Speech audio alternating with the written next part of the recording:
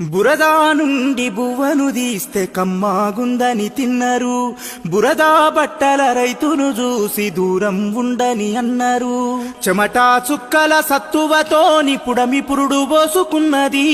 కంటి పాపల కావలిలోనే పంట రాసి నెలకొన్నది. వందనాలు రైతన్నా నీకు వందనాలన్నా, నీ రెక్కాడకుంటే బుక్కెడు బువ్వే లేదన్నా. వందనాలు రైతన్నా నీకు వందనాలన్నా, నీ రెక్కాడకుంటే బుక్కెడు బువ్వే లేదన్నా. మట్టి సోపతిగాడ జోడెడ్ల జతగాడ, మండు టెండల నీడ అర్తి అప్పుల జాడ, పూనాసవను కూడా యాసంగి చలికాడ, పసిరి మొక్కలు వాడ